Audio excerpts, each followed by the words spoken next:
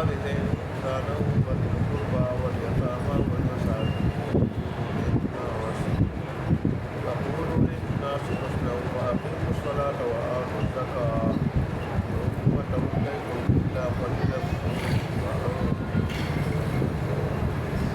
صدق الله مولانا العظيم وصدق رسوله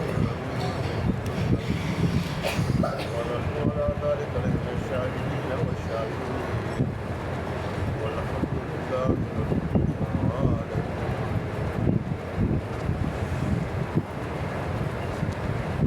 یہ اللہ تبارک و تعالیٰ نے بنی اسرائیل نے اسے جو عہد دیا تھا اس کا عہد ہے. پہلا عہد تو اللہ تبارک و تعالیٰ نے اس میں لیا تھا کہ پہلے انہیں شریعت خود مانگی اور پھر جب شریعت تورات کی شکل میں مل گئی تو پھر اس کا عمل کرنا مشکل ہے. تو اللہ تبارک و تعالیٰ نے کوئی پھول کو معلق کیا اور کہا کہ مانگتے ہو یا نہیں مانگتے. اس طرح جو اللہ تبارک و تعالیٰ نے اس سے اقرار کرایا جب تورات کو مانتے بھی ہیں اس پہ عمل بھی کریں. پہلا عہد اللہ نے دیا. پھر اللہ نے دوسرا عہد دیا کہ میرے ساتھ عبادت میں کسی کو شریک نہیں کرے. ظاہر ہے ایمان میں دین میں بنیادی چیز ایمان اور ایمان اور عقیدہ میں بنیاد اللہ کی وحدانیت ہے. کہ اللہ تبارک و تعالیٰ نے فرمایا کہ میرے ساتھ عبادت میں کسی کو ایک تو اللہ تبارک و تعالیٰ نے شرک کی نفی پہ عہد دیا اور خالص اللہ کی عبادت کرنے پہ عہد دیا. دوسرا والدین کے ساتھ اچھا سلوک کرو کیونکہ یہ بھی مجازی رب ہے. حقیقی رب تو اللہ ہے اور حقیقی پیدا کرنے والا اللہ ہے لیکن دنیا میں آنے کا ظاہری سبب والدین بنتے ہیں اور پھر ظاہر حقیقت میں پالنے والا اللہ ہے لیکن بظاہر پرورش بھی والدین کرتے ہیں. بظاہر کماتے لاتے کھلاتے. اس لیے اللہ نے جہاں اپنا حق بیان کیا تو اس کے بعد دوسرے نمبر پر والدین کا حق بیان کیا. لیکن یہاں بھی اللہ تعالیٰ الا اللہ کو بالوالدین احسانا سب سے پہلے اللہ. اور یہ والدین جو ہے نا جب دنیا میں نہ ہو پھر ان کی قدر آتی ہے. جب پھر دنیا میں ہو شیطان کی خامی غیر کا دیتا ہے خوبی چھپا دیتا ہے فوائد چھپا دیتا ہے. لیکن جب دنیا سے چلے جائیں تو پھر شیطان اور نفس دنیا ظاہر کر دیتا ہے خامیاں چھپا دیتا ہے اور پھر انسان کہتے ہیں کاش میرے والدین مل جاؤ. حدیث شریف میں آتا ہے جس کے والدین زندہ ہوں ایک ہو یا دونوں اور ان کی وجہ سے وہ جنت میں نہ جا سکے وہ محروم ہے وہ جنت میں نہیں جا سکے. محروم ہے وہ جنت میں نہیں جا سکے. وارث کے لیے کہا رسول میں ارشاد فرمایا وارث کے لیے وہ جنت کا دروازہ ہے. اور ماں کے بارے میں ارشاد فرمایا کہ جنت ماں کے قدموں کی ماں کی خدمت میں قدموں سے بڑا خدمت ہے. اگر کوئی جنت حاصل کرنا چاہے تو ماں کمزور ہے اور اس نے حضرت انسان کے ساتھ بڑی مشقت اٹھائی تکلیف بڑھائی. میرے پیٹ میں اٹھایا تکلیف اور پھر جنا وہ تکلیف پھر اس کو پالا بڑا کیا. جس طرح کی پیشاب کرتا اس طرح ہو جاتی اور اس کو جنا خوش بسترے پہ سلا دی. یہ ایک مرتبہ روتا تو والدہ بے چین ہو جاتی.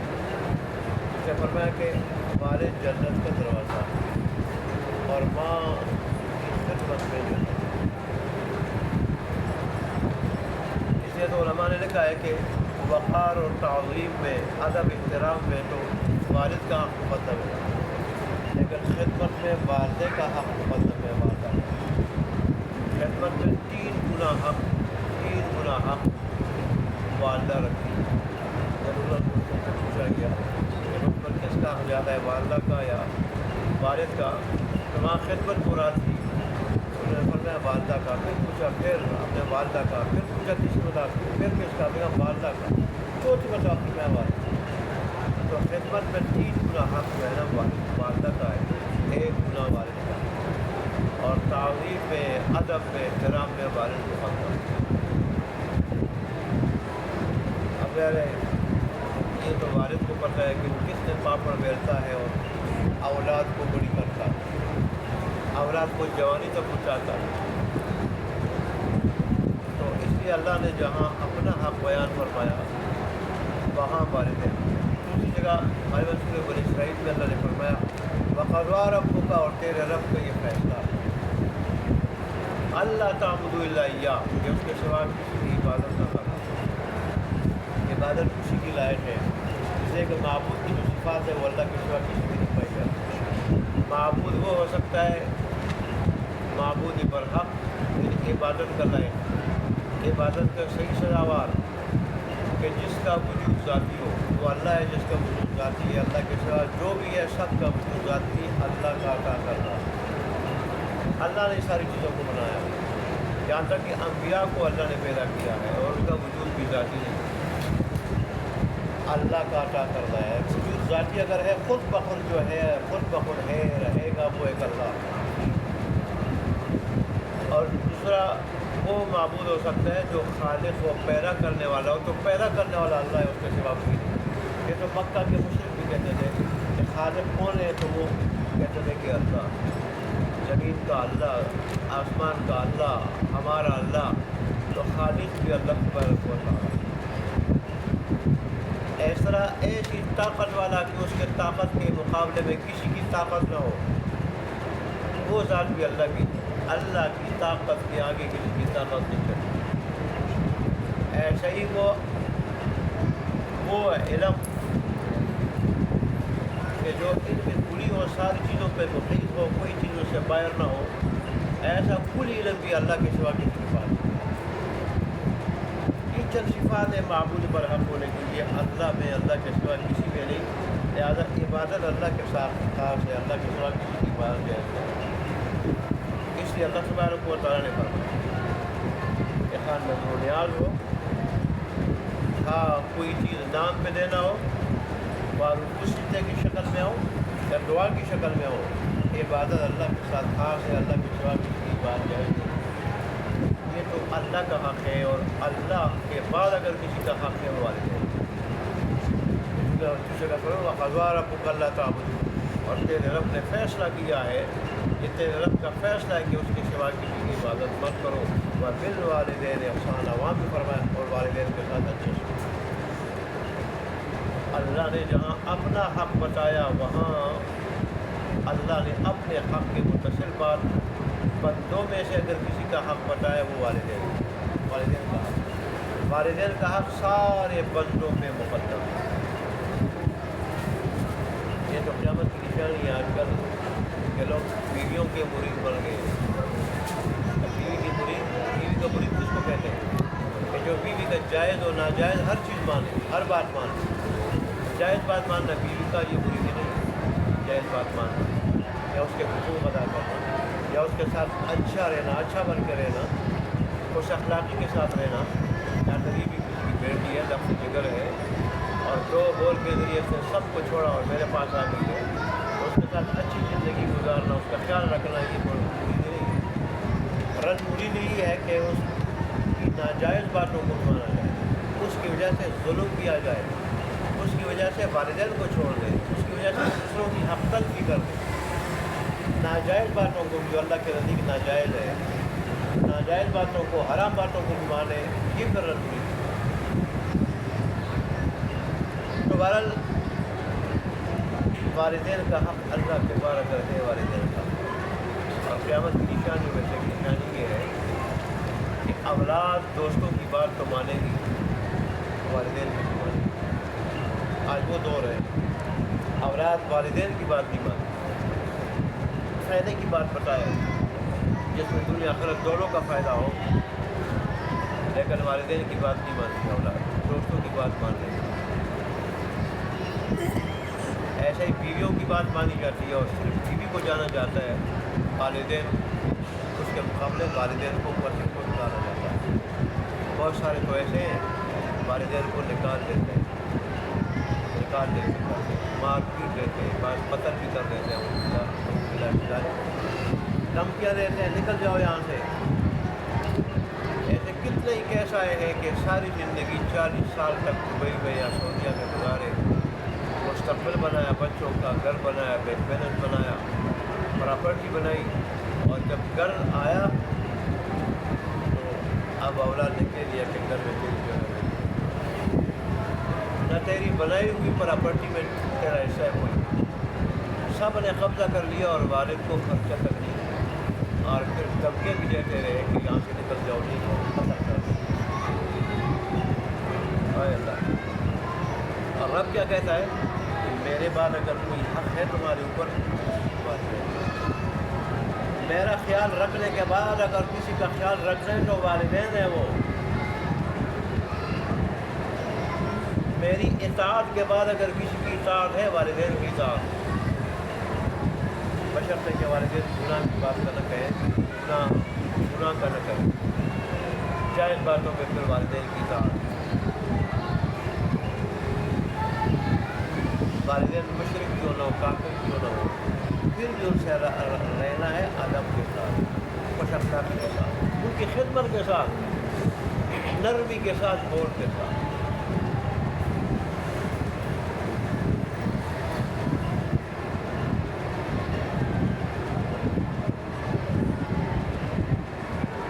اچھا جی،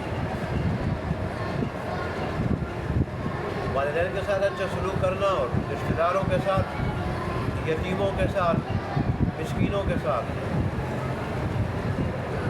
یہاں تک اس کی تشریح پہلے بھی ہو گئی تھی۔ یتیم انسانوں میں تو وہ ہے کہ نابالغی میں والد کا سایہ سر سے اٹھ جائے، انسانوں میں۔ جانوروں میں وہ ہے کہ جس کی ماں نہ ہو، جانوروں میں وہ یتیم ہے، اور عام چیزوں میں جس کی نظیر نہ ملتی، چیز ایسی ہو کہ کچھ جیسی اور چیز نہ ملتی ہو، جیسے در یتیم کس کو کہتے ہیں؟ اس موتی کو کہا جاتا ہے کہ جس کی نظیر نہ ملتی ہو، جو نایاب ہو، جس کی نظیر نہ ملتی ہو، در یتیم۔ تو عام چیزوں میں یتیم اس کو کہتے ہیں جس کی مثال نظیر ہے۔ تو بہرحال اب رشتہ داروں کا اور یتیموں کا اور مسکینوں کا حق کی ادائیگی کیا ہے؟ اگر غریب و محتاج ہو تو ان کی مدد کی جائے، خرچ کیا جائے۔ آج بات جو پہلے نہیں تھی کہنے کی، وہ ہے وقول للناس حسنا، اور لوگوں سے اچھی بات کرو، لوگوں سے بات کرے خوش اخلاقی کے ساتھ، نرمی کے ساتھ۔ عام لوگوں سے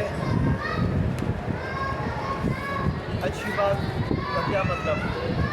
کہ آدمی امر بالمعروف نہی عن المنکر کرے، اچھائی کا حکم دے، برائی سے روکے، وہ نرمی کے ساتھ، خوش اخلاقی کے ساتھ۔ امر بالمعروف نہی عن المنکر میں تعلیم دے، وہ بھی نرمی کے ساتھ۔ اچھی بات کیا ہے؟ تعلیم دے نرمی کے ساتھ، خوش اخلاقی کے ساتھ، شفقت کے ساتھ، پیار کے ساتھ، بڑی حکمت کے ساتھ، نرمی کے ساتھ۔ اور ایسے ہی اگر کسی کو دعوت دے تو بھی نرمی کے ساتھ۔ موسیٰ علیہ السلام، ہارون علیہ السلام جب فرعون کے پاس اللہ نے بھیجا، وہاں بھی فرمایا تھا اللہ تبارک نے وَقُولَا لَهُ قَوْلًا لَيِّنًا، تم دونوں فرعون سے نرمی کے ساتھ بات کرو، لَعَلَّهُ يَتَذَكَّرُ، شاید اس نرمی کی وجہ سے، نرمی سے، خوش اخلاقی سے متاثر ہو کے نصیحت حاصل کر سکے، او یخشیٰ، یا اللہ سے ڈر جائے، اللہ سے ڈر جائے۔ حدیث شریف میں آتا ہے کہ جس چیز میں نرمی داخل ہو جاتی ہے تو اس کو مسین کر دیتی ہے، اور جس چیز میں سختی داخل ہو جاتی ہے تو اس کو بدنما بنا دیتی ہے، بگاڑ دیتی ہے، بگاڑ دیتی ہے۔ رسول اللہ صلی اللہ علیہ وسلم نے فرمایا کہ ہمیشہ نرمی سے کام لیا کرو، خود اللہ تبارک و تعالیٰ نے اپنے حبیب کے بارے میں فرمایا لو كنت فظا فبرحمة من الله لنت لهم فبما رحمة من الله لنت لهم. اللہ کے فضل سے اللہ کی رحمت سے آپ کے لیے نرم ثابت ہوئے نرم ان کے لیے نرم ہوئے ثابت خوش اخلاق نرم مزاج ثابت ہوئے کہ اللہ کی رحمت فضل کا نتیجہ ہے کہ اللہ نے ان کو ایسے نرم مزاج اور خوش اخلاق سے دیا. ولو كنت فظا غليظ القلب اور اگر آپ سخت دل سخت مزاج ہوتے لانفضوا من حولك یہ آپ کے ارد گرد سے منتشر ہو جاتے ہیں. آپ کے پاس ہر وقت ان کا حلقہ نہ بنا ہوتا. جب بھی دیکھتے ہیں تو صحابہ کا حلقہ آپ کے ارد گرد بنا ہوتا ہے. یہ آپ کی خوش اخلاقی اور آپ کی نرم مزاجی آپ کے اخلاق کی وجہ سے. تو خود تو آپ اس قدر نرم تھے خوش مزاج تھے. اور میں نے پہلے آپ کو حدیث کئی مرتبہ سنائی کہ رسول اللہ نے فرمایا کہ خوش اخلاقی نرم مزاج یہ ایسی چیز ہے کہ ایسے لوگ دن میں روزہ داروں کا رات میں تہجد گزاروں کا ثواب مفت میں پا لیتے ہیں. اگرچہ دن کو کھا پی رہے ہوں اگرچہ رات کو سو رہے ہوں مفت میں اللہ تبارک و تعالیٰ سے خوش اخلاقی کی وجہ سے نرم مزاجی کی وجہ سے دن میں روزہ داروں کا اور رات میں تہجد گزاروں کا ثواب اللہ تبارک و تعالیٰ کا رہتا ہے. دیکھو کتنی بڑی اللہ تبارک و تعالیٰ کی نعمت ہے. کتنا اللہ تبارک و تعالیٰ کا بڑا انعام ہے کہ ایک آدمی صرف خوش مزاج خوش اخلاقی سے نرم مزاجی سے خندہ پیشانی سے نرمی کے ساتھ بار سے اپنے مسلمان بھائی سے پیش آئے اور اللہ دن کو روزہ رکھنے والوں رات کو تہجد پڑھنے والوں کا ثواب اللہ تبارک و تعالیٰ کو عطا کر دے. اس طرح رسول اللہ نے فرمایا کہ اچھے اخلاق سے بڑھ کر میزان عمل میں کوئی بھاری چیز نہیں. میزان عمل جہاں جس آدمی کے اعمال جس قسم کے بھاری ہوں گے جس قسم کے اچھے تو جنت ہے برے تو جہنم ہے. اس نے فرمایا کہ خوش اخلاقی سے زیادہ وزنی عمل کوئی اور نہیں ہے. جو لوگ یہاں خوش اخلاقی کے ساتھ پیش آتے ہیں اور خوش اخلاقی کی صفت نرم مزاجی کی صفت کے ساتھ متصف ہوتے ہیں ان کے اعمال بھاری ہوں گے. ان کے اعمال جو ہے نا نیک اعمال کا پڑھنا بھاری ہو جائے گا. اس لیے اللہ تبارک و تعالیٰ وقولوا للناس حسنا اور لوگوں کے ساتھ نرمی سے بات کرو اچھی بات کرو اچھی گفتگو کرو. اور آگے واقیم الصلاۃ نماز قائم رکھو وآتوا الزکوٰۃ اور زکوٰۃ دیتے رہو. ایک جانی عبادت ہے اس کے اپنے فوائد ہیں. نماز سے تکبر کا خاتمہ ہو جاتا ہے. حضرت انسان سے تکبر کا خاتمہ ہو جاتا ہے. نماز سے اللہ تبارک و تعالیٰ سے تعلق مضبوط ہوتا ہے اور اللہ سے جس قدر تعلق مضبوط ہوگا انسان گمراہ نہیں ہوگا انسان غافل نہیں ہوگا. نماز جو ہے یہ اللہ تبارک و تعالیٰ کا قرب دلانے والی عبادت میں سب سے بنیادی ساری ان عبادتوں کی جڑ بنیاد ہے جو اللہ کا قرب دلا رہی ہے. اور پھر خاص کر انسان جب سجدے میں ہوتا ہے اس وقت رب کے سب سے زیادہ نزدیک ہوتا ہے. تو اس لیے اللہ تبارک و تعالیٰ نے فرمایا کہ ہم نے بنی اسرائیل سے یہ عہد لیا تھا کہ تم نماز کو قائم رکھو. اور دراصل تعاون کے بارے میں کہا جا رہا ہے تعاون کے بارے میں جا رہا ہے لیکن اہمیت ہمیں بتائی جا رہی ہے کہ نماز ایک وہ فریضہ ہے کہ جس کا تاکیدی حکم آپ نے بنی اسرائیل کو دیا تھا. ان سے ہم نے نماز کے بارے میں پکا عہد لیا تھا لہٰذا نماز میں سستی نہ کرنا. دیکھیں اب اندازہ اس سے لگا لیں بات لمبی ہو جائے گی کہ عورت اگر ولادت میں ہو تو اس کو اس حالت میں بھی نماز معاف کی ہے ولادت کے دوران.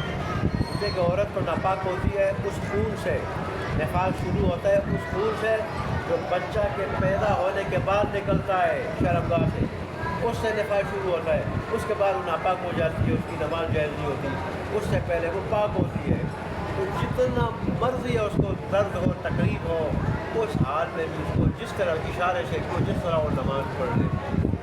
تو ایک آدمی صحیح سالم ہو ٹھیک ٹھاک ہو وہ نماز چھوڑے اس کی کتنی وعید ہوگی کتنی بڑی سزا ہوگی کتنا بڑا نقصان ہے. جیسے سورہ فجر کے درد میں آپ نے سنا کہ الصلاۃ مفتاح الجنہ نماز یہ جنت کی کنجی ہے جنت کی کنجی ہے. نماز پڑھنے والا جنت میں جائے گا. اور اگر پوری شرائط اور آداب کے ساتھ نماز ہو تو یہ انسان کو پکا مومن بنا دیتی ہے۔ قرآن کا اعلان ہے، 21ویں سپارے کی ابتدا یہاں سے ہوتی ہے، ان الصلاۃ، حرف تاکید داخل کر کے اللہ فرما رہے ہیں ان الصلاۃ تنہا عن الفحشاء والمنکر، بلا شبہ بے شک نماز بے حیائی سے اور برے کاموں سے روکتی ہے۔ اگر پوری شرائط کے ساتھ ہو، پورے آداب کے ساتھ ہو، تو پھر نماز تو انسان کو پکا مومن بنا دیتی ہے۔ آج ہماری نمازیں نہیں ہیں، اس لیے ہم میں تبدیلی نہیں آتی۔ وہ واقعہ آپ نے سنا نہیں کہ وہ نوجوان ایک خوبصورت لڑکی پہ عاشق ہوا امیر المومنین حضرت عمر فاروق کے دور میں، تو اس کو جو ہے نا اس نے عورت کو دعوت دی، اس نے سینا کی دعوت دی، تو عورت بڑی نیک تھی، سمجھدار بھی تھی، اس نے کہا ٹھیک ہے شرط مجھے منظور ہے، لیکن میری بھی ایک شرط ہے، اور عمر فاروق کے پیچھے 40 دن تک تکبیر کے ساتھ نماز پڑھی۔ اس نے کہا یہ آسان شرط ہے، تو کہا ٹھیک ہے کون سی بات ہے۔ اب اس نے 12 دن نماز پڑھی تھی، 12 دن اس نے نماز پڑھی تھی، تو اس کے دل کی کایا پلٹ گئی، اور پھر روتا رہا یہاں تک کہ جب 40 دن پورے ہو گئے، لڑکی کو بھی پتہ چل گیا تھا کہ اس کے دل کی کایا پلٹ گئی۔ اس نے جب پیغام بھیجا بھی آپ کی شرط پوری ہو چکی ہے، اب کیا خیال ہے؟ اس نے کہا نہیں، اب مجھے رب مل چکا ہے، تیری کوئی ضرورت نہیں، مجھے رب مل چکا ہے، رب، اور جس کو رب مل جائے اس کو پھر کسی اور کی ضرورت نہیں۔ اب میں اللہ تبارک و تعالیٰ سے ہی ملاقات کروں گا، تجھ سے ملاقات کی ضرورت نہیں ہے۔ بہرحال نماز اگر پوری شرائط کے ساتھ اس کے بڑے فوائد ہیں۔ اس طرح وآتوا الزکاۃ، زکوٰۃ دیتے رہو، یہ مالی عبادت ہے، اور ظاہر ہے اس کے اپنے فوائد ہیں۔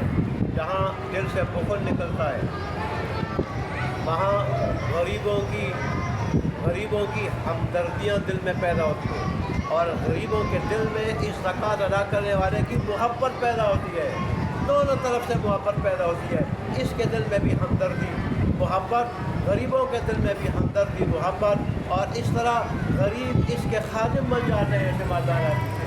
اللہ تبارک و تعالیٰ کے احکام میں بڑی حکمتیں ہیں، بڑے فوائد ہیں۔ اللہ تبارک و تعالیٰ ہمیں عمل کرنے کی توفیق عطا فرمائے۔ تو مجھے اندازہ ہوا ہے مہمان میرے تو ابھی اللہ کو دیکھ کے سمجھ گئے کہ شاید یہ آغا صاحب ہے بزرگ ہستی ہے، تو آپ میں مختصر کرتا ہوں۔ ثم تولیتم، بنی اسرائیل جب کو اللہ تبارک و تعالیٰ نے تنبیہ فرمائی، مذمت بیان فرمائی، ان کے کرتوت بتا رہے اللہ تبارک و تعالیٰ پوری سورہ بقرہ میں۔ اللہ نے فرمایا کہ یہاں بھی تم نے یہ عہد اللہ تبارک و تعالیٰ سے کرنے کے بعد بھی ثم تولیتم الا قلیلا منکم، تم پھر گئے ساتھ سے، مگر تم میں سے بہت چھوڑے، وانتم معرضون، اور تم اب بھی اعراض کر رہے ہو، اب بھی قرآن سے اعراض کر رہے ہو۔ قرآن کی حقانیت کی نشانیت تمہاری کتاب میں موجود ہے، میرے حبیب کی حقانیت کی نشانیت تمہاری کتاب میں موجود ہے، اس دین کی حقانیت کی کتابیں نشانیاں، یہاں تک کہ صحابہ کرام کی نشانیاں، آپ کے پیروکاروں کی نشانی بھی موجود ہے، اور تمہیں پتہ ہے، تم اب بھی پتہ ہونے کے باوجود کہ دین پر حق ہے، قرآن پر حق ہے، پیغمبر اسلام پر حق ہے، پھر بھی جو کیا کریں اعراض کر رہے ہو، ماننے والے نہیں ہو، تم تو وہ لوگ ہو، ایسا فاصل ضمیر رکھنے والے ہو، بگڑا ہوا جو ہے ضمیر رکھنے والے ہو، تم نے اللہ تبارک و تعالیٰ کی آیات کو بیچ کے اللہ کے انبیاء کو قتل کر کے یوں اپنے آپ کو بگاڑ دیا۔ اللہ نے یہ ان کے کرتوت ذکر کی اور ہمیں تنبیہ کی ہے، ہمیں کہ دیکھیں جب میں انعامات دیتا ہوں اور اس کی ناقدری کی جاتی ہے تو پھر ان کا ایسے لوگوں کا حشر یہود و نصارہ جیسے ہوتا ہے، یہود و نصارہ۔ تمہیں میں امام الانبیاء کی شکل میں، قرآن کی شکل میں، دین اسلام کی شکل میں بہت بڑے انعامات دے رہا ہوں، اگر تم نے اس کی قدردانی نہ کی تمہارا حشر بنی اسرائیل سے، یہود و نصارہ سے مختلف نہیں ہوگا۔ اللہ ہمیں یہ جھنجھوڑ رہا ہے، اللہ تبارک و تعالیٰ ہمیں قدر کرنے کی توفیق عطا فرمائے۔ واخر دعوانا الحمدللہ۔